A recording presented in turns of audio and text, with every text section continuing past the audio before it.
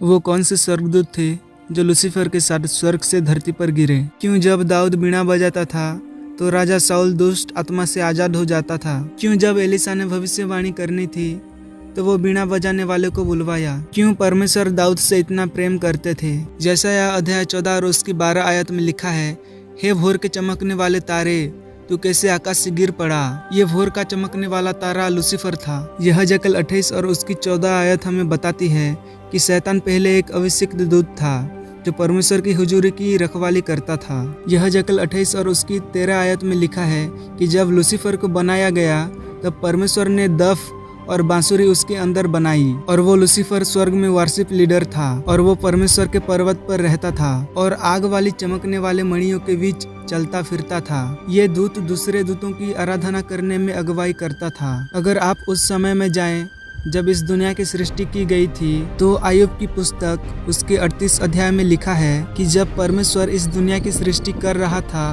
तो भंवर के तारे एक संग आराम से गाते थे और परमेश्वर के सब पुत्र जय जयकार करते थे। लूका अध्याय 10 और उसकी 18 आयत में लिखा है, यीशु ने कहा, मैं शैतान को बिजली के समान स्वर्ग से गिरा हुआ देख रहा था। प्रकाशित वाक्य अध्याय 12 और उसकी 7 आयत में लिखा है कि फिर स्वर्ग में लड़ाई हुई। माइकल और उसके स्वर्गदूत अजगर से लड़ने को निकले और अजगर और उसके दूत उससे लड़े, और तब लूसीफर और उसके दूतों को पृथ्वी पर गिरा दिया गया। जब वो लूसीफर पृथ्वी पर गिरा दिया गया तो स्वर्ग से 1/3 दूत उसके साथ गिरे। क्या आप जानते हैं 1/3 दूत लूसीफर से जुड़े थे, 1/3 माइकल और 1/3 गाब्रियल से जुड़े थे। और जब लूसीफर गिरा तो वो अपने साथ 1/3 दूतों को भी साथ लेकर गिरा, और वो जिन दूतों को साथ लेकर गिरा वो सब वर्शिपर थे। और इसलिए धरती पर संगीत बहुत शक्तिशाली है। सेक्स, ड्रग्स, शराब, नशे सब संगीत से जुड़े हुए हैं। अगर आप संगीतकारों को देखें तो वो सब किसी न किसी नशे में या जुआ में या बुरी संगति में आपको मिलेंगे, क्योंकि जब लूसीफर गिरा तो उसने इस धरती पर संगीत को भ्रष्ट कर दिया। माइकल के पास युद्ध वाले दूत थे, गाब्रियल के पास सेवा करने वाले दूत थे, और लूसीफर के पास वो दूत हैं जो आराधना करते थे। और जब लूसीफर स्वर्ग से गिरा तो मैं वचन से साबित करूंगा कि स्वर्ग ने अपने संगीत को खो दिया।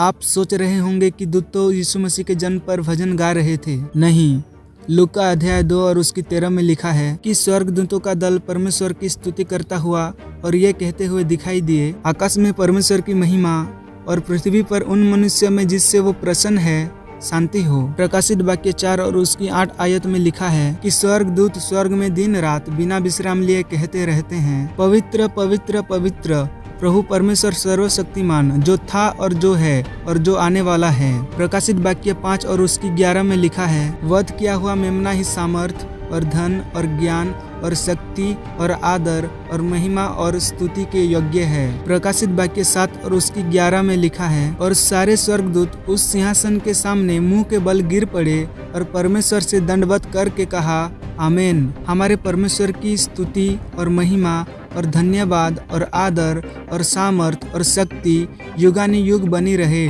आमीन। आराधना स्वर्ग में भी होते हैं और आराधना धरती पर भी होते हैं, पर आराधना आपके शब्द होते हैं, जैसे कि हालेलुया, परमेश्वर की नाम धन्य हो, परमेश्वर की महिमा हो, परमेश्वर हम तेरी इज्जत करते हैं, तुझे महिमा देते हैं। पर जब लूसीफर 1/3 हिस्सा आराधनों को लेकर गिर गया, स्वर्ग ने अपना वजन खो दिया। दाऊद से पहले गीत तभी गाया गया जब इस्राएलियों ने लाल समुंदर पार किया, और जब मूसा ने अपने मरने से पहले इस्राएलियों को आशीषित करने के लिए गीत गाया। पुराने समय में संगीत ना के बराबर था। संगीत तभी शुरू हुआ जब दाऊद आया, और जब वो बीणा बजाता था तो ऐसी बीणा बजाता था कि राजा साउल दुष्ट आत्मा से आजाद हो जाता था। क्या आप जानते हैं कि व्यवस्था के अनुसार जब दाऊद ने बिस्यापा के साथ पाप किया तो उसे पथराव करके मार डालना चाहिए था। जब उसने उरिया को मरवाया तब भी व्यवस्था के अनुसार दाऊद को पथराव से मार डालना चाहिए था। अगर आप ध्यान दें तो दाऊद ने जब पश्चाताप किया तो उसने सिर्फ बोलकर पश्चाताप नहीं किया,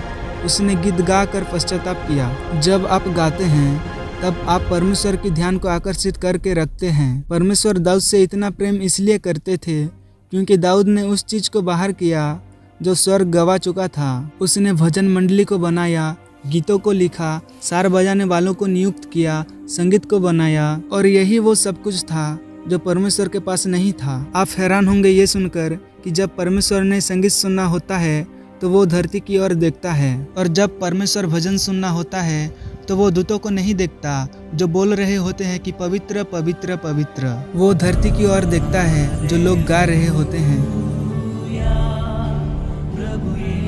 जब एलिजा ने भविष्यवाणी करनी थी तो उसने बीड़ा बजाने वालों को बुलवाया, और जब संगीत बजने लगा तो परमेश्वर की सामर्थ एलिजा के ऊपर आई। शैतान चर्च के संगीत से नफरत करता है, और इसलिए सबसे ज्यादा संघर्ष चर्चेस को संगीत में करना पड़ता है। आपके गीत में सामर्थ है, किसी भी हालत के चलते अपने आप को परमेश्वर के लिए गाने से रोकने ना दें। परमेश्वर आपको आशीष दे।